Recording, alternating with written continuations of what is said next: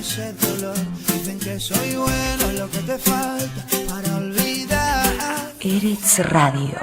Yo sé que la cura es perder la compostura y no saber qué va a pasar. Deja la pregunta. Todos los sonidos, todos tus sentidos. eretzradio.com. Sigue estos pasos, una dosis de saliva combina con un poco de abrazo, pero estrictamente de mi brazo. Gen latino, gen israelí. Una La mezcla mezcla perfecta. 300 miligramos de esta medicina que bajan tu defensa y te llevan a la cima. Y si te... Toda la música. Transmitimos las 24 horas por internet. Déjate enamorar, ya no vivas más con ese dolor. Dicen que soy bueno, lo que te falta para olvidar. Eretz Radio.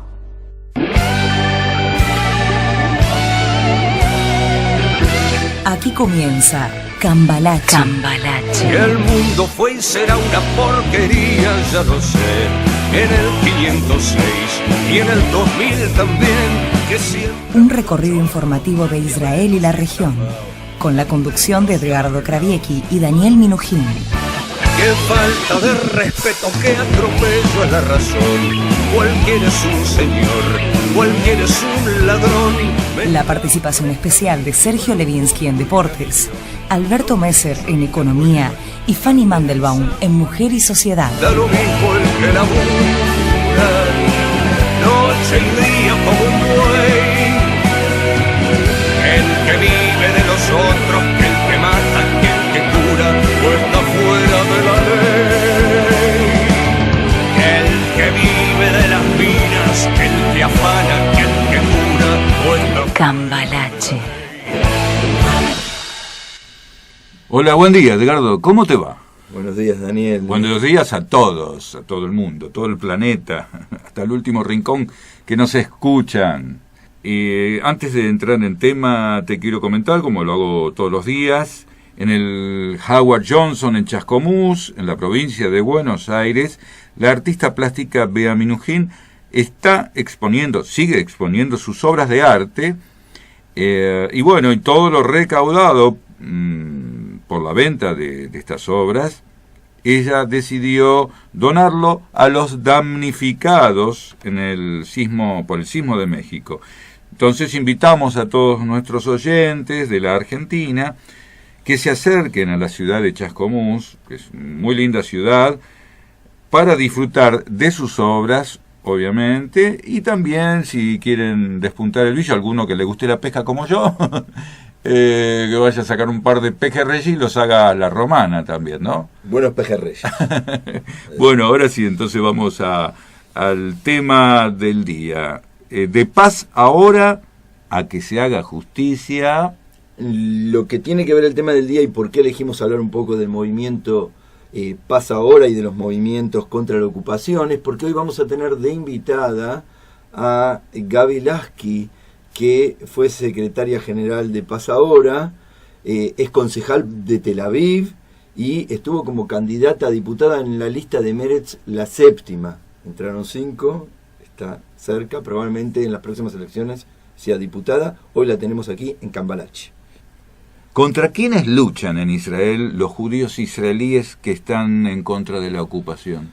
Mira, Daniel, ante todo están enfrentando a los que se creen los señores dueños de la tierra de Israel, como los han definido Akiva Eldar y Edith Sertal en su libro que se llamó Los dueños de la tierra, los colonos y el Estado de Israel, 1967-2004, y que luego retomaron muchos autores, inclusive el legendario Jaime Yavim, cuando realizó una serie documental para la televisión. En definitiva, el campo de la paz en Israel lucha contra los colonos de los asentamientos judíos en la margen occidental a través de varias organizaciones no gubernamentales.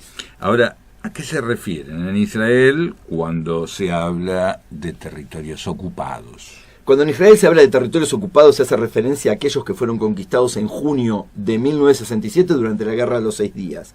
A saber, Dani, la ex Cisjordania, hoy margen occidental del río Jordán, que para los judíos comprende el territorio histórico de Judea y Samaria, Jerusalén Oriental, donde está situada la ciudad vieja, en la cual estaba el Templo de Jerusalén en tiempos bíblicos, el primero y el segundo, la Franja de Gaza y la península del Sinaí, que fue devuelta a Egipto tras los acuerdos de paz que finalizaron de entregarse en el 82 y empezaron a negociarse en el 78. Y los altos del Golán a Siria. Pero la derecha israelí, que es la que está en el gobierno, dice que no hay ocupación. Dicen que no hay ocupación porque sostienen que todos los territorios conquistados en la Guerra del 6 días, de todos estos que estuvimos contando recién, no fueron ocupados por Israel, sino que fueron liberados, porque históricamente creen que formaban parte del gran Israel histórico e indiviso a ambas márgenes del río Jordán. Cuando Jabotinsky, por ejemplo, escribió en 1923 El Muro de Hierro, hablaba de separar a los judíos de la población árabe nativa, basándose en este gran Israel histórico. ¿Y cuáles son los movimientos principales o los más grandes de Israel en contra de la ocupación? Principalmente Paz Ahora, Shalom Achshav en hebreo, B'Tselem y Shobrim Shtika, que se enfrentan casi en solitario a todos los colonos y el proceso de colonización. ¿Y quiénes son Paz Ahora? Gran parte de la tarea de hormiga de Paz Ahora consiste en denunciar a quienes consideran que se han establecido en tierras privadas palestinas de modo ilegal. Por eso el trabajo de Paz Ahora sobresale sobremanera, porque la mayoría de las instituciones gubernamentales de Israel temen a la reacción de los colonos cuando los enfrentan con estas cosas que tienen que ver con la legalidad y la ley internacional. Por ello el logro es que muchas veces el propio primer ministro, que suele apoyar a los colonos, como es el caso de Benjamin Netanyahu, que tiene incluso muchos colonos en su gabinete, como Elkin, como el propio Avigdor Lieberman, suele relacionarse con ellos a través de las sentencias del Tribunal Supremo, la Corte Suprema de Justicia de Israel, yendo muchas veces incluso contra su voluntad, es decir, tiene que hacer, si lo dice el Tribunal Supremo, hay que hacerlo, es ley. Y muchas veces el Tribunal Supremo llega a conclusiones por todo este trabajo de Shalom Achshav, y por eso a veces escuchamos que el propio gobierno trata de evacuar asentamientos ilegales por órdenes del Supremo, como fue el caso de Amona frente al asentamiento de Ofra, que también este año se intentó de vuelta. Después podemos ver las razones, pero bueno, la herramienta principal del Paz Ahora, un poco preguntabas, es recolectar pruebas y testimonios sobre la construcción en la margen occidental, una de las estacas a cada intento que hubo y seguirá habiendo de progreso en el proceso de paz. ¿De dónde surge Paz Ahora? Paz Ahora se constituyó en el principal movimiento apartidario contra la ocupación a partir de la gran manifestación contra la Primera Guerra del Líbano, cuando en el año 1982 sacó a más de 400.000 personas a la calle en Tel Aviv. Esa manifestación fue impresionante, Daniel. Se la considera una de las manifestaciones más impactantes que hubo en el país y que marcó un hito en la historia del Israel moderno. El 10% de la población israelí de entonces marchó contra la guerra, en contra de la ocupación y en contra del nuevo establishment surgido del ascenso del Likud al poder en 1977. Ahora, ¿por qué decías que es el principal movimiento israelí contra la ocupación? Principalmente por su amplitud, ya que hallamos personas aquí en Shalom Achshav, en Paz Ahora, que adhieren a partidos que van desde el centro hacia la izquierda del mapa político israelí, lo que hoy podría ser hasta parte de Atnuá de Tzipi Livni, que no se los podría llamar izquierdistas, ni mucho menos a algunos del partido Yesh Atid de Lapid, que están mucho más. Lapid es alguien mucho más afín a Netanyahu que al laborismo. El partido laborista, Meretz y los partidos árabes israelíes pueden ser identificarse con Paz Ahora y con lo que representa dentro de la sociedad israelí una voz antibélica, una voz por la paz y una voz contra las prácticas de la ocupación. ¿Qué otros movimientos importantes hay y en qué se diferencian, ¿no? con este otro movimiento Paz Ahora? Mira, está Yeshbul, por ejemplo, que Hay un límite en castellano, que es otro movimiento de protesta contra la ocupación que nació en 1982 contra la Primera Guerra del Líbano. Se gestó a partir de una carta de 300 oficiales retirados del ejército de alta graduación, la mayoría, que llamaba a la objeción de conciencia y a no participar en la guerra. Después, en la primera intifada, unos 2.500 soldados se negaron a combatir contra los palestinos en los territorios ocupados bajo la inspiración de Yeshbul. Por su línea más activista, la identificación con Yeshvul fue menor que la existente con Paz Ahora. Y el polémico Romper el Silencio, del que tanto se ha hablado en los últimos meses. Romper el Silencio es Shobrim Shtika. Lo pusimos en castellano para que la gente entienda, pero incluso hasta los diarios del exterior lo reproducen como Shobrim Shtika, y en inglés lo ponen Breaking the Silence. Es una agrupación creada en el 2004 por soldados de la unidad de Nahal de Tzal que sirvieron en Hebrón. Con el dinero que recibieron al ser liberados del ejército, organizaron una exhibición fotográfica con testimonios de que vieron, de lo que estuvieron viendo durante su servicio militar. Por tratarse de combatientes, fueron muy escuchados por todos los sectores de la sociedad israelí. Con el paso del tiempo, Shobrim Shtika, Romper el Silencio, publicó más de 1000 testimonios de soldados, en su mayoría anónimas, y están convencidos que esto es lo único que puede ayudar a mejorar la imagen de Israel en el exterior. Hoy están muy activos en contra de la ocupación, y en los últimos tiempos los gobiernos de Netanyahu y asociados les pusieron en la mira tratando de deslegitimarles con cualquier argumento que encuentran. ¿Y por qué el gobierno de Netanyahu y la derecha en general critican tanto a este movimiento Romper el Silencio, Shobrim Shtika?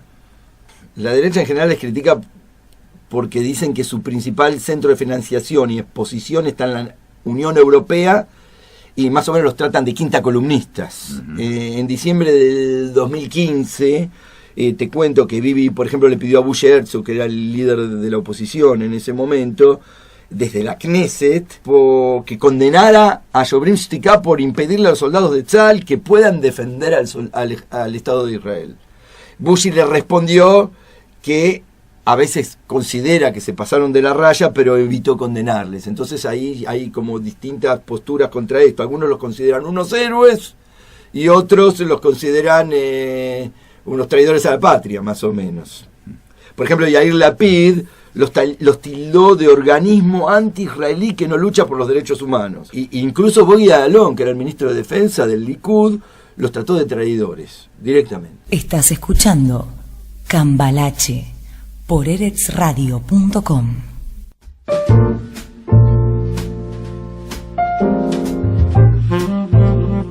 ¿Sabías que puedes llegar a todo el mundo de habla hispana y hacer que tu empresa se convierta en la número 1? Comunícate ya mismo con nosotros al departamento de publicidad de eretzradio.com, la primera radio en español desde Israel, vía online.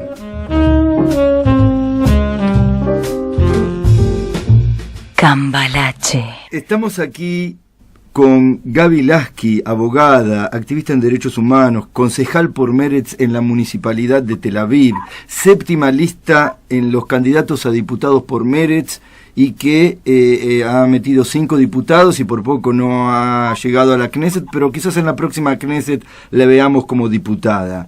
¿Cómo estás, Gaby? Bien, aquí estamos. ¿Vamos a verte como diputada? Espero que sí. Bueno. También por mí, porque quiero ser diputada, porque pienso que puedo ser muy buena, pero también esperando que Meretz pueda tener más diputados en la próxima Knesset.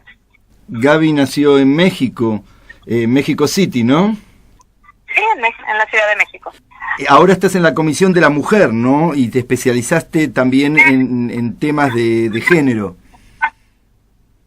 Eso es lo que hago como concejal en la Municipalidad de Tel Aviv. Soy la concejal sobre todas las cosas que tienen que ver con la igualdad de la mujer y con cosas que tienen que ver con sustainability. Ya sabes, hay cosas que ya no sé decir en español, perdón. No importa, incapacidad. Cosas que tienen que ver con el medio ambiente y cosas así. Uh-huh. ¿Y cuál consideras que es tu mayor logro dentro de ese rubro? Mi mayor logro, bueno, una de las cosas importantes que sí he podido hacer dentro de la municipalidad es abrir la puerta a la idea de que toda decisión que se tiene que hacer dentro de una municipalidad tiene que tomar en cuenta las necesidades de todos los géneros. Así es que si alguien va a tomar una decisión, sea grande o chica, tiene que pensar cuáles son las necesidades específicas para las mujeres en ese caso, pero igual también a los hombres. Y cuando piensas en eso, haces una ciudad que es más vivible, porque estás tomando en cuenta a todos los que usan las calles y los patios y las escuelas y etcétera. Entonces haces una ciudad más segura, más vivible, más cómoda y que es más tuya, ¿no? En ese sentido. Ahora decime, Gaby, me hablas de ciudad para todos. ¿Tel Aviv es una ciudad solo para ricos? Mira, la verdad primero vamos a ponerlo así. Israel se está convirtiendo en uno de los países donde la diferencia entre ricos y pobres está casi como México. Aunque la gente no lo puede creer y se acuerda todavía o piensa todavía de Israel como el país socialista, pues hace mucho tiempo eso cambió y la situación económica está muy difícil. Y sí puedo decir que la vivienda, sobre todo en Tel Aviv, ha estado poniéndose muy, muy cara, que ya no está al alcance de todos, ¿no? Pero prohibitiva. Un departamento de 2 o 3 ambientes, $3,000, $4,000 es una exageración, ¿no? Bueno, eso es de la renta, pero también para comprar está imposible. O sea, estamos hablando de más de $1 millón para un departamento de menos de 100 metros. O sea, sí, son cosas que no se pueden creer. Y yo creo que ha habido una problemática del gobierno que no ha podido resolver eso. Entonces, el problema de la vivienda en Israel y específicamente en Tel Aviv se está convirtiendo en uno de los mayores problemas. Pero aparte no hay vivienda pública, ese es el otro problema, exacto, que dejó de haber bienestar. Exacto. Antes, o sea, en Meretz sí pasa el diputado Ran Cohen, cuando era diputado, pasó una ley de la vivienda pública que decía que cualquier persona que vive en vivienda pública va a poder comprar la vivienda en la que está viviendo y después con el dinero que se gane se tiene que construir o comprar más departamentos o casas para vivienda pública. Y el problema es que los gobiernos, sobre todo gobiernos de derecha, no han comprado ninguna nueva vivienda, entonces para hacer la vivienda pública. Entonces, el número de casas o departamentos que tenemos para dar a vivienda pública ha ido disminuyendo en vez de ir aumentando. Entonces, ya casi no hay departamentos para poder repartir. Entonces, la gente se ha quedado en una problemática de que no hay vivienda y que el gobierno al mismo tiempo no quiere poner vivienda pública nueva. Y nosotros veíamos hasta el año pasado que parecía imposible que sigan subiendo los precios, y este año vimos que también las viviendas aumentaron otro 15%, según nos informaron en las noticias. ¿Cómo se puede terminar con todo eso, fuera de que cambie el gobierno, que aparentemente no va a cambiar? No digas que aparentemente no va a cambiar. Yo todavía pienso que se puede cambiar este gobierno, sobre todo porque este gobierno es muy malo, no nada más para la gente que piensa como yo de izquierda, de que tenemos que terminar la ocupación y que tenemos que llegar a un acuerdo con los palestinos y los países árabes alrededor de nosotros, ¿no?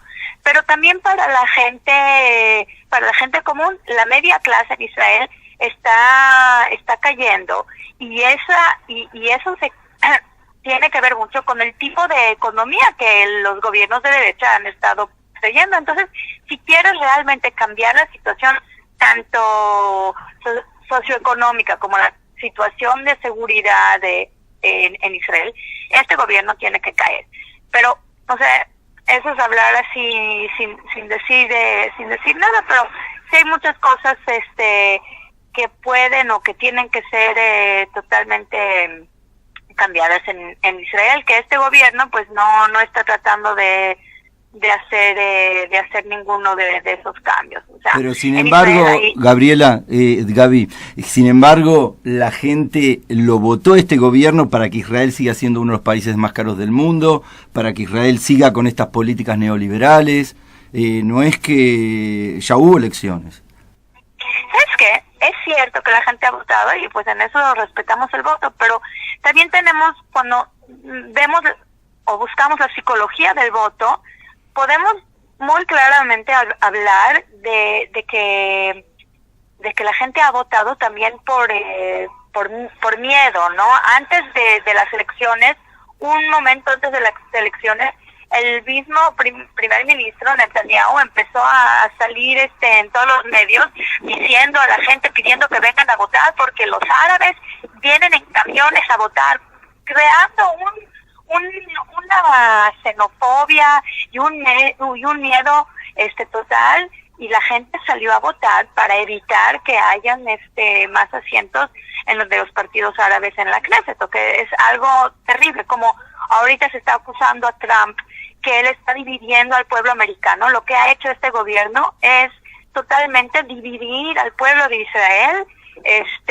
acusando a los que no piensan como él o los que no votan como él de ser enemigos del país, y así creando un odio tremendo en la población, y la gente, mucha de la gente fue a votar por esas razones, que son razones, pues yo creo que no son razones, no vamos a decir legales, son razones amorales para votar.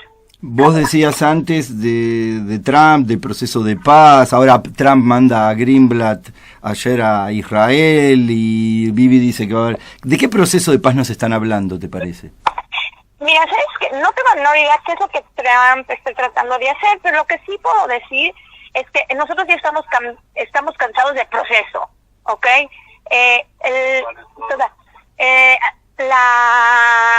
El acuerdo entre los israelíes y los palestinos es más o menos conocido y sus bases ya están puestas desde el plan saudio y el plan de Clinton, y el plan de Ginebra. Entonces ya conocemos más o menos cómo tiene que arreglarse este conflicto. Lo que nosotros necesitamos son líderes que están listos a llevar a cabo lo que se necesita para llegar a la solución. No necesitamos más procesos. Los procesos ya no nada más nos han tenido cansados, pero estos procesos han llevado a perder vidas de los dos lados. Y por el otro lado, a seguir construyendo habitaciones en los territorios ocupados. En los asentamientos en los territorios ocupados, creando una realidad que dentro de poco tiempo va a ser imposible crear un país palestino viable. Y entonces, en ese momento, se va a terminar toda posibilidad de paz. Y cuando ahorita hablamos de paz o de un acuerdo, tenemos que tomar en consideración que existe hoy en día una coyuntura muy importante de seguridad, que Israel y muchos de los países árabes, sobre todo los sunos, tenemos las mismas necesidades de seguridad, y es indispensable trabajar juntos en contra de Irán y de otros países que también países como Jordania, Arabia Saudita, etcétera, quieren detener. Entonces, si en estos momentos no podemos trabajar juntos con esos países, llegando a una coalición de entendimiento, pues puede ser que en un momento dado vaya a ser demasiado tarde. Israel no puede más estar en esa posición de negar el entendimiento que tiene que establecerse un país palestino junto a Israel, con acuerdos mutuos, y que tiene que ver con un acuerdo más grande con el mundo árabe. ¿Y eso te parece que Trump y Netanyahu lo pueden llegar a hacer? Tenemos que hablar abiertamente que fue Begin el que hizo el acuerdo de paz con Egipto, que en esos entonces era el peor enemigo de Israel. Eso que son de derecha los dos no quiere decir que no se puede crear un acuerdo. Lamentablemente, Netanyahu ha estado en poder ya demasiados años y no ha tratado de llegar al acuerdo. Así es que, como lo que está haciendo Netanyahu en todo su tiempo de regir, o más bien ya podemos decir de su reino, está haciendo todo lo posible para ver cómo puede llegar a ser primer ministro en una nueva etapa, ser electo por quinta vez. Y como su electoral es muy de derecha, sobre todo la gente que vive en los asentamientos, etcétera. Entonces no va a ser nada, no va a ser un Ben Gurión, no va a ser un Begin que va a decir el país es más importante que yo, y por lo tanto lo bueno para el país es llegar a un acuerdo de paz con los palestinos y los países árabes, y por lo tanto, si eso quiere decir que a lo mejor el electorado de los asentamientos no va a votar por mí, no importa, pero eso nunca lo va a hacer, porque Bibi Netanyahu no es una persona que está tomando en cuenta las necesidades del país, sino casi siempre las necesidades de él mismo. ¿Y Bibi Netanyahu puede llegar a ser un Olmert? Mira, también puede ser Olmert, y tenemos también a Sharon. Son gente que venía de la derecha revisionista, pero cuando llegó al poder se dio cuenta que su responsabilidad, o lo que se dice, ¿no? Lo que se ve de aquí no se ve de allá, su responsabilidad como primer ministro los llevaron a entender que tienen que hacer concesiones para llegar a una paz. Netanyahu lleva más de 9 años, su cuarta cadencia en poder, y no ha podido ver más allá de sus intereses y decir, hay cosas que tengo que hacer que son en beneficio del país.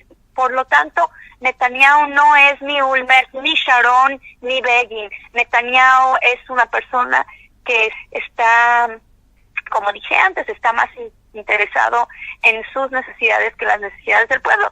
Tenemos que decirlo abiertamente.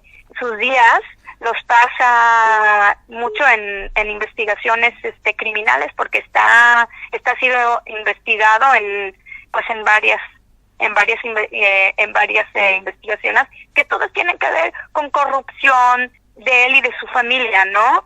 Si en una de esas investigaciones llegan a presentar un procesarlo judicialmente. Sí, entonces, pues, obviamente tendrá que bajarse de su puesto, aunque ahorita está empezando una campaña a decir que no tiene que bajarse de su puesto también si presentan un acto de juicio en contra de él. Como él dijo antes que Olmert tenía que haber hecho, ¿no? Yo sí creo que sí. En ese caso, un primer ministro tiene que estar ocupado en su defensa, ¿no? Y tiene que dejar el país ser gobernado por alguien que 100% del tiempo esté ocupado con cómo llevar adelante este país. Trabajaste mucho en el tema de derechos humanos en los territorios ocupados, ¿no es cierto? Sí, es cierto. Y de todo ese trabajo, ¿qué rescatás? Incluso fuiste secretaria general de Paz ahora. Es cierto. Yo creo en Tikkun Olam. Yo creo en vivir por ejemplo. Yo creo que el pueblo judío, después del Holocausto, tiene que ser un pueblo de excelencia, un pueblo que es una luz para los demás. Y yo creo que después de que establecimos este país en el desierto, tenemos que vivir nuestra existencia, tanto la existencia propia como la existencia nacional, de una manera de ejemplo. Y hay muchas cosas que estamos haciendo en los territorios ocupados que son infringimientos terribles de derechos humanos. Nosotros, como judíos y como los que viven en el país de Israel después del Holocausto, no lo podemos hacer. Y si yo salgo en contra de esos infringimientos, es porque quiero a Israel, porque soy lo más patriota de Israel. Aunque Netanyahu y sus cómplices me ven a mí y a las personas que trabajamos en las organizaciones de derechos humanos como traidores. Pero yo creo que nosotros somos el ejemplo y del Israel moral, del Israel correcto que llevamos afuera, y decir, hay cosas que no se pueden hacer en el nombre de nada. Entonces, desde la ocupación misma y los asentamientos que son ilegales conforme la ley internacional, a cómo tratamos a menores de edad en juicios en la corte militar, que ahí me la paso bastante tiempo, cómo hacemos cómo quitamos tierras, cómo no dejamos a gente entrar a trabajar en su tierra, cómo hacemos roadblocks y no dejamos a ambulancias pasar, o cómo hacemos muchas cosas. Lamentablemente están poniendo una luz muy oscura más bien están creando una oscuridad en la democracia israelí, porque todo lo que hacemos en los territorios ocupados no es nada más que simular, pero también se traslada dentro de la sociedad israelí, y dentro de la sociedad israelí también nos estamos convirtiendo en una democracia tan delicada que muchas cosas podemos decir que hemos perdido nuestros valores democráticos, estamos perdiendo valores como la igualdad, como el derecho de protestar, que estamos perdiendo valores de libre de pensamiento y libre religión y cosas así, que se está poniendo también dentro de Israel. Muy fea la situación. ¿Vos ves la posibilidad de que haya alguna vez un primer ministro árabe en Israel? Me gustaría pensar que sí, no porque no sea Israel país del pueblo judío, sino porque nosotros creemos en una democracia parlamentaria que trae consigo las mejores fuerzas para llevar adelante el país, sin importar tu religión o de dónde vinieron tus padres, ¿no?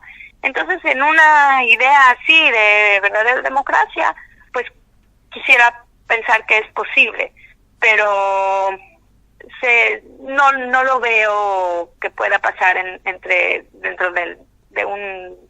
un futuro cercano, para nada. Bueno, para terminar, lo último, la protesta social del 2011, hablábamos antes del que no hay derecho, casi acceso a un techo en Israel, de la vivienda pública, que por eso fue la protesta social. La mayoría de esa gente hoy está en Berlín y alguno que otro quedó en la Knesset. ¿Algún concepto así para cerrar esta conversación con respecto a eso? Mira, no es cierto que todos están en Berlín. Yo los defendí en el 2011 y ahora defiendo algunos de la protesta social enfrente de... En Petah Tikva. En Petah Tikva.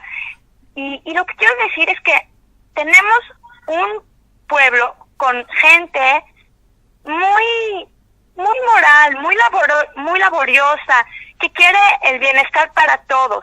Y hay unos pocos que están en poder o que tienen que la mayoría de las riquezas están en sus manos, que quieren devastar o quieren llevar todo ese poder y todas esas riquezas a manos de los muchos a los pocos.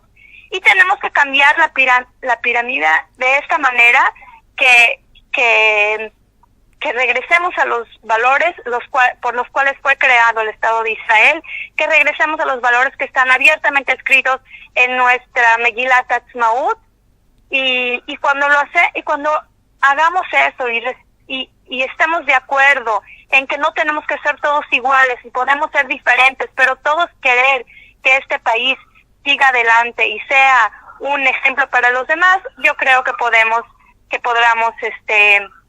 ser ejemplo para los otros pueblos. Gaby Lasky, abogada, activista de derechos humanos, concejal por Meretz en Tel Aviv, muchísimas gracias por haber conversado con nosotros en Cambalache. Muchas gracias. Cambalache, un puente informativo entre la cultura de Israel y el mundo de habla hispana. Que el mundo fue y será una porquería, ya lo sé.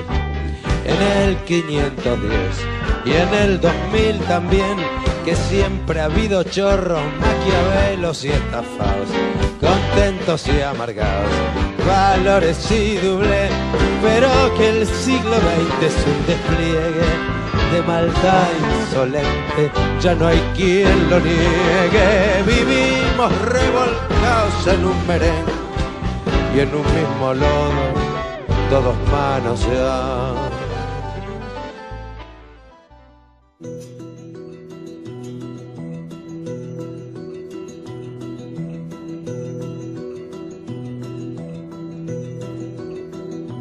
תחת שמי ים התיכון עושה ירח הפוגה ומתקפל,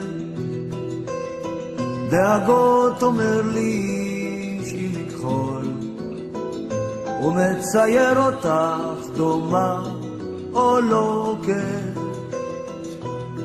עכשיו יש את הזמן לשכב פרקדן, חצי עולם לוקח סם, בגוף שלי צמרמורת, שיר אוקסן, צמרמורת יש לי מקיפוח גב, תחת שמי ים התיכון, היה לך זמן להתאפר ולהקסים, יוצאת לרחוב בשמץ של ביטחון, חוזרת בזנב מקופע בין הרגליים, חצי עולם בדוחק מתקיים, חצי עולם שונא חצי, בגוף שלי צמרמורת מתערב, מי אויב ומי ידיד, תחת שמי ים תיכון, ערב עליו התיכין יורד, אשליות מתוקות צדים על הצבא וזה זורק, אותך מפה לשם, אותי משם לפה, כמו מנגינה בלט, עד שישוב הים מזעפו, לא נדע, עולה לנו, כמה זה עולה לנו, כמה זה עולה לנו, תחת שמי ים התיכון, ידייך מלטפות אותי, ליטוף נדיר, עוד מעט יבואו בחירות, את חיה פוליטית, מזדהה עם מיעוטים, עכשיו יש את הזמן במזרחית, חצי עולם כבר שר יוון, בגוף שלי צמרמורת, בלב אחי, מטרור ואהבה, תחת שמי ים תיכון, ערב עליו התיכין יורד, אשליות מתוקות צבים על הצבא וזה זורק, אותך מפה לשם, אותי משם לפה, כמו מנגינה בלט, עד שישוב הים מזעפו, לא נדע, עולה לנו, כמה זה עולה לנו,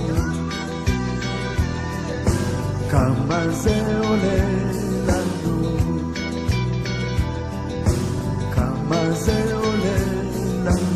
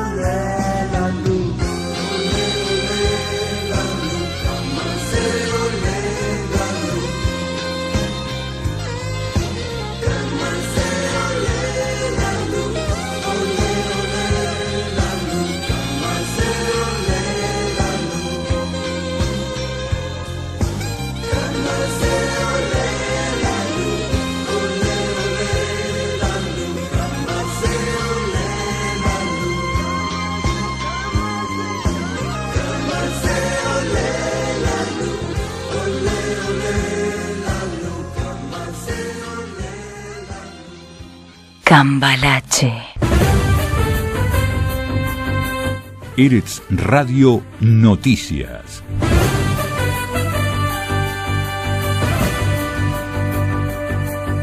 Todo el tiempo informando en tu idioma.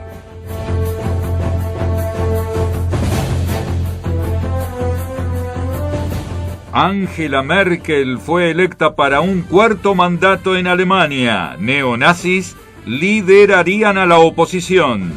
Irán sale a favor de Corea del Norte y dice que tienen derecho a autodefenderse de los Estados Unidos. Tras su gira por Latinoamérica y los Estados Unidos, Benjamin Netanyahu vuelve al banquillo de los sospechados. El ex embajador de los Estados Unidos en Israel ha sido llamado para declarar. Las obras del tren interurbano de Tel Aviv, que pasan por la localidad suburbana ortodoxa de Bnei Brak, continuarán en Yom Kippur. Los ortodoxos ponen el grito en el cielo. Durante Rosh Hashanah, el año nuevo judío, fue elegido un nuevo rey africano en el sur de Tel Aviv.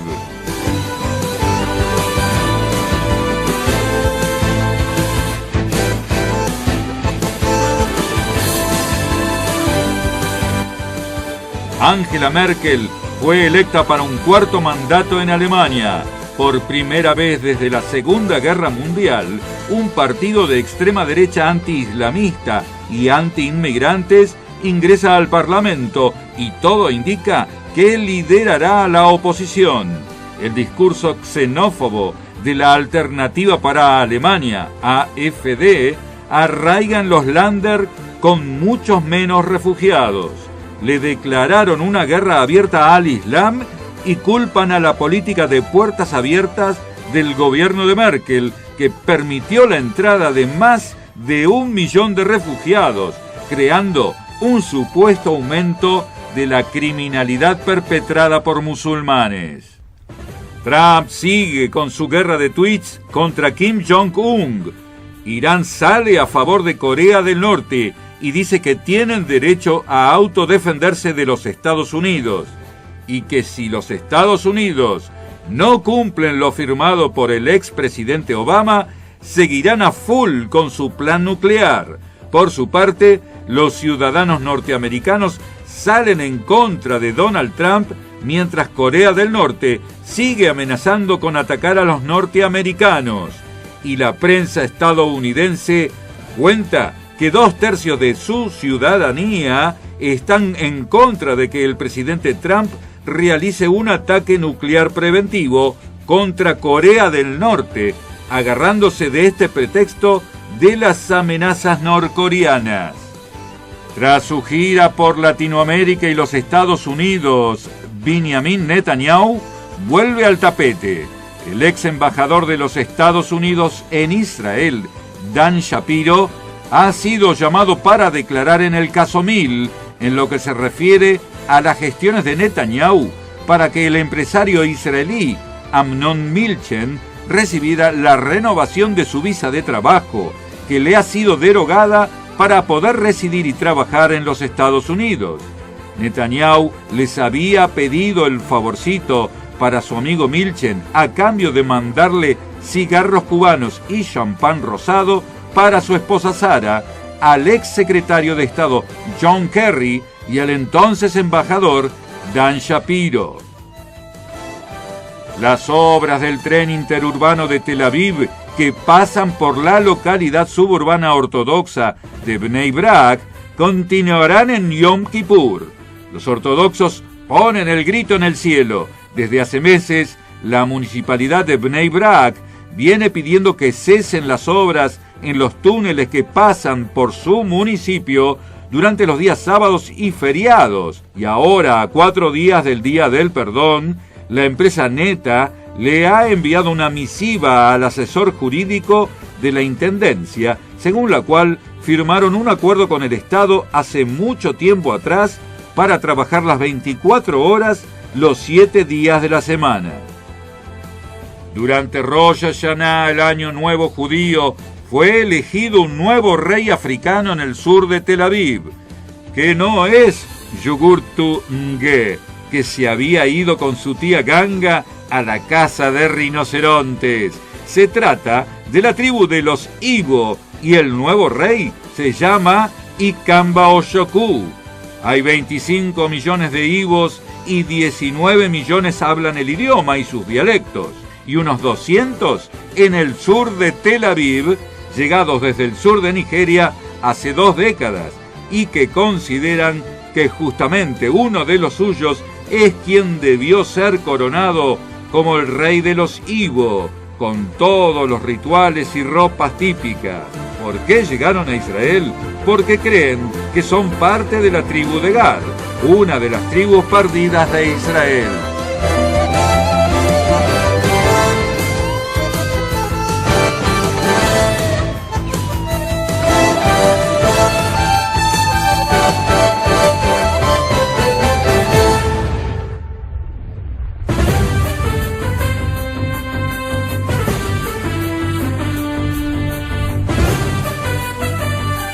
Hasta aquí, Eretz Radio Noticias.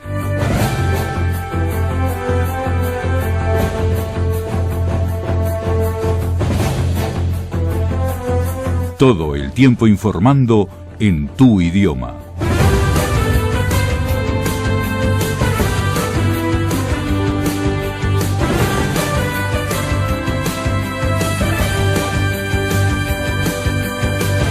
Estás escuchando Cambalache por eretzradio.com.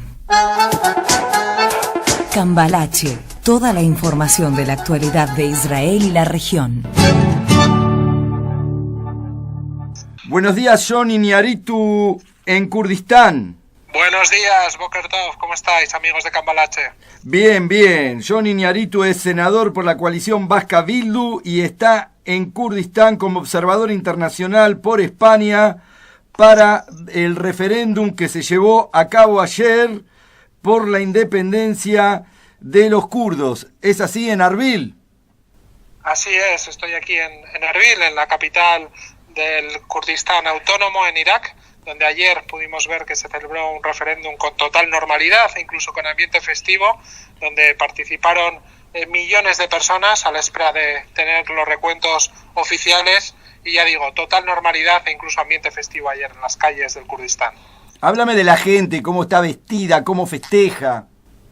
Pues yo tuve la sensación de haber acudido al Newroz, el Año Nuevo kurdo, donde los kurdos y las kurdas sacan sus trajes de gala, incluso sus trajes militares llamados kaki, los hombres.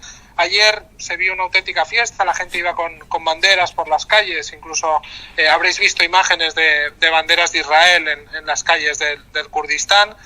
Ya digo, era una fiesta más que un acto político o un referéndum. Ayer se vio como una auténtica fiesta reivindicativa y, ya digo, total normalidad. Es decir, ¿podemos hablar ya de un país kurdo? Desde mi punto de vista y teniendo en cuenta las declaraciones que han hecho los portavoces del gobierno autónomo del Kurdistán y el propio presidente Barzani, el referéndum de ayer se tendrá en cuenta ante posibles futuras negociaciones, ya sean en Irak o ya sea cara al futuro a la hora de conformar un Estado kurdo. Yo más bien creo que es tener clara cuál es la voluntad mayoritaria de esta nación sin Estado para poder tomar pasos cara al futuro. Yo creo que es el principio, el primer paso de un posible Estado kurdo a corto o medio plazo, sí. ¿Y podemos decir que Masoud Barzani del Partido Democrático del Kurdistán podría ser el Ben Gurión de los kurdos? Bueno, sería difícil de prever. Es cierto y no cabe duda que Barzani es un líder carismático que tiene bastante fuerza en el Parlamento del Kurdistán, pero ahora bien, una cosa y que vosotros también conoceréis bien, en la historia de Oriente Medio y en la historia también de Kurdistán, la división entre kurdos es algo muy habitual, y en este caso también pues hay un segundo partido, el PUT de Talabani, hay otros partidos como el Gorran, que es la segunda fuerza del Parlamento, y si contamos entre todos, el señor Barzani no tendría el apoyo mayoritario del Parlamento kurdo, pero sí es cierto que esa división no se traduce luego en el referéndum de la independencia, ya que la inmensa mayoría de los kurdos, como se va a ver cuando se den los resultados oficiales del referéndum de ayer, se verá que apoyan mayoritariamente la independencia del Kurdistán, pero a nivel político están muy divididos, pero ya digo que es algo muy usual, tanto en el Kurdistán turco como en el Kurdistán sirio, como en el Kurdistán iraní y como en este caso en el iraquí. La división entre kurdos es histórica.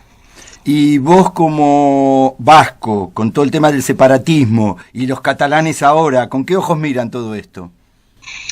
Bien, es una pregunta recurrente que se nos ha hecho a los observadores que provenimos de pueblos o de naciones sin Estado, y yo lo que digo siempre es que más allá de que, pues bueno, kurdos, catalanes, vascos, escoceses, quebecois, son pueblos, son naciones sin Estado, son muy diferentes sus circunstancias políticas, históricas, ya que estamos hablando en el caso catalán, en el caso vasco, de naciones que se sitúan en el corazón de Occidente, en la Unión Europea, y en este caso pues estamos hablando del caso kurdo, de la nación sin Estado más grande del mundo, que hay cálculos entre 25 a 35 millones de kurdos en el mundo, que está situado en el Oriente Medio, en Mesopotamia, una región donde, bueno, cualquier movimiento político enseguida mueve todo el tablero y crea tensiones, y bueno, ya sabemos cuáles son los vecinos que tienen los kurdos en este momento. Más allá de ser dos naciones o sin Estado, en el caso vasco o catalán, y en el caso kurdo, no veo más allá comparaciones posibles. El 10 de julio de este año, el gobierno iraquí declaró la victoria sobre el Estado Islámico de Irak y el levante de Mosul. La victoria en dicha ciudad fue la que posibilitó indirectamente el allanamiento para este referéndum de ayer. ¿Cómo se vive todo eso? ¿Cómo se vive la relación de haber vencido al ISIS? Bien, tras varios años de guerra, y ayer nos recordaban que prácticamente 2.000 peshmergas, 2.000 soldados kurdos habían fallecido en los últimos años en los enfrentamientos contra el yihadismo, contra grupos como ISIS o similares. Por un lado, se les nota que están cansados de ese enfrentamiento, pero por otro se les ve como héroes, auténticos héroes de haber expulsado de varias zonas fronterizas con el Kurdistán, incluso zonas iraquíes fuera de lo que es el Kurdistán histórico, y haber sacado a esa barbarie, al yihadismo más brutal y asesino que existe de zonas cercanas al Kurdistán. Hay que recordar que en Kurdistán a día de hoy hay cientos de miles de refugiados provenientes de zonas sunís, de zonas yazidís y de otras minorías de Irak, que se refugiaron en el Kurdistán por ser, que duda cabe, un oasis de paz, teniendo en cuenta cuál ha sido la situación tanto de Irak como de la región en los últimos años. Ya digo, por un lado se les nota cansados del enfrentamiento, pero por otro se les ve como auténticos héroes de haber vencido a esas alimañas del ISIS. Antes hablabas de que la gente está con las banderas en las calles y que se ven banderas israelíes. ¿Cómo es la relación de los kurdos con Israel? Sí, algo que sorprende a la gente que viene a Occidente es las banderas de Israel, o incluso esa relación que mantienen kurdos y judíos, pero habría que ir un poco a la historia, ¿no? Por un lado, en Oriente Medio el tener amigos es importante, y las comunidades kurdas fueron aquellas que ayudaron a las comunidades judías de Irak a huir de la represión más brutal por parte del régimen iraquí de Saddam Hussein, que en aquella época, hay que recordarlo, huyeron vía el Kurdistán a Irán, que era en ese momento un país amigo de Israel, y desde Irán pudieron escapar a Israel. Y en segundo lugar, por un asunto muy fácil, que en Oriente Medio es conocido, ¿no? Que es que los enemigos de mis enemigos son mis amigos, y teniendo en cuenta que a día de hoy el régimen de los ayatolás de Irán es el enemigo principal, el archienemigo de Israel, pues que en este momento un estado tapón pudiera surgir, y además creado por los amigos del Kurdistán, pues en geopolítica eso no le vendría nada mal a Israel. Pero ya digo, son cosas que sorprenden desde Occidente en algunos momentos, pero que si vamos a la historia y vemos la situación geopolítica de Oriente Medio, se entiende fácil por qué ese posicionamiento de Israel a favor de que se cree un estado kurdo en el sur del Kurdistán y en el norte de Irak. Jon Iñárritu, senador por la coalición Vasca Bildu y observador internacional por España en el Kurdistán, especial para Cambalache. Muchísimas gracias. Muchas gracias a vosotros, amigos de Cambalache, y hasta cuando queráis. Un abrazo fuerte, Leitraot. Un abrazo fuerte y un buen regreso a España. Gracias, amigos. Hasta pronto. Cambalache.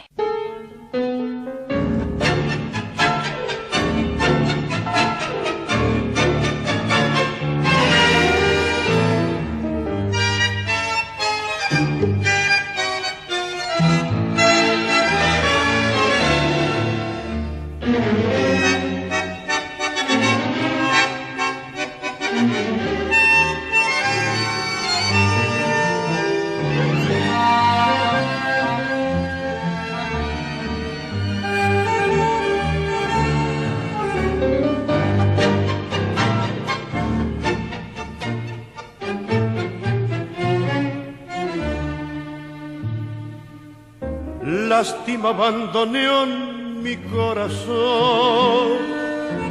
tu ronca maldición maleva, tu lágrima de ron me lleva hacia el hondo bajo fondo donde el barro se subleva. Ya sé, no me digas, tenés razón, la vida es una herida absurda y es todo tan fugaz que es una curda nada más mi confesión. Contame tu condena, decime tu fracaso, no ves la pena que me digo. Y háblame simplemente de aquel amor ausente tras un retazo del olvido. Ya sé que me hace daño, yo sé que te lastimo, llorando mi sermón de vino. Pero es el viejo amor que tiembla bandoneón y buscan un licor que aturda, la curda que al final termine la función corriéndole un telón al corazón. Un poco de recuerdo y sin sabor gotea tu rezongo lerdo, marea tu licor y arrea la tropilla de las zurdas al volcar la última curva. Cerrame el ventanal que arrastra el sol su lento caracol de sueño. ¿No ves que vengo de un país que está de olvido siempre gris tras el alcohol? Contame tu condena, decime tu fracaso, no ves la pena que me he ido. Y háblame simplemente de aquel amor ausente tras un retazo del olvido. Ya sé que me hace daño, yo sé que te lastimo, llorando mi sermón de vino. Pero es el viejo amor que tiembla bandoneón y buscan un licor que aturda, la curda que al final termine la función corriéndole un tenor al corazón.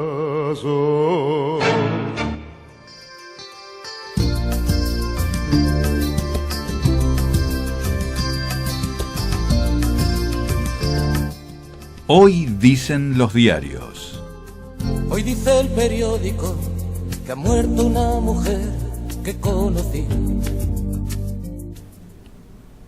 Ynet, el portal del Yediot Aharonot, el titular principal: la tensión en Corea del Norte, movimientos de aviones y sistemas de defensa. Después de que Corea del Norte acusara al presidente Trump de declarar la guerra, nos dicen en el copete, y después de amenazar con arrojar bombas estadounidenses, se informó que Pyongyang había intensificado la defensa y había trasladado aviones de combate a la costa oriental del país. La Casa Blanca rechazó las acusaciones de una declaración de guerra. Movilización masiva para cubrir el coste de las boletas a los discapacitados. Lo más humano. La policía comenzó a hacer boletas por primera vez, pero los discapacitados resumieron otro día de piquetes de rutas. Por crowdfunding se han juntado miles de shekels como un éxito. Policía. que ha donado 2.000 shekels. No tengo mucho dinero, pero los discapacitados tienen menos. Cuenta en este titular de tapa del Yediot Aharonot. El Haaretz nos cuenta en su nota principal que a pesar de la limpieza étnica, Israel se niega a declarar que dejará de vender armas a Birmania. Las Naciones Unidas han declarado recientemente que las autoridades birmanas, nos cuesta esta nota del Haaretz, están llevando a cabo una limpieza étnica de manual contra la minoría musulmana de los rohingyas. Y en una petición presentada por activistas de derechos humanos, argumentando que la Corte Suprema no debe intervenir en sus relaciones exteriores. La cláusula de ley de nacionalidad, otra nota del Haaretz, que determina la superioridad del carácter judío del Estado, será reconsiderada. El diputado Shahiv Shinan, un druso que perdió a su hijo, argumentará que la ley perjudicará a las minorías en Israel y que la coalición se niega a incluir en la versión actual una cláusula que declararía la igualdad entre todos los ciudadanos del Estado. Un jardín de infantes en Ramat Gan, otro titular, estará cerrado durante las vacaciones debido a las quejas de una sinagoga cercana. Israel Hayom, en el Estado israelí ya no existe la izquierda. La ceremonia, el boicot y la batalla política cuentan en Israel, donde el Estado ha sido una piedra angular desde David Ben Gurión, ya no existe la izquierda. En su lugar, pequeñas consideraciones políticas fueron promovidas al centro de la escena, cuestiones de poca monta. Un nuevo plan que saldrá a la luz esta semana le permitiría a los liberados de Tzal, otro titular de Israel Hayom, pasar el proceso dentro de sus unidades sin tener que llegar al centro de incorporaciones. Otro titular, Norcorea junta fuerzas en su costa oriental. Bueno, ahora entonces sí, un titular más y nos despedimos hasta mañana, ¿no es cierto? Sí, Walla, por ejemplo, nos cuenta que hay temor de atentado. Ahora, última hora, 4 heridos en Aradar, junto a Jerusalén. Al parecer, un terrorista ha atacado a un grupo de israelíes, dejando a 4 de ellos heridos de gravedad. Paramédicos les están brindando atención en el lugar. Principal titular de portada de Walla, y funcionarios estadounidenses dicen que la prueba que Irán presentó como de un misil balístico ha sido trucha, falsa. Por último, los dejamos con una frase de Benjamin Franklin: dime y olvido, enséñame y lo recuerdo, involúcrame y lo aprendo.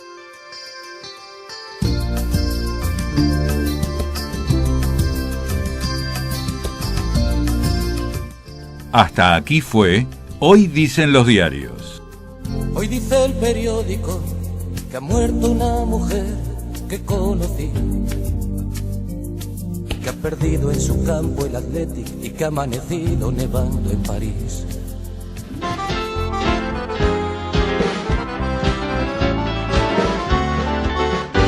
Esto ha sido todo por hoy. Que el mundo fue y será una porquería, ya lo sé.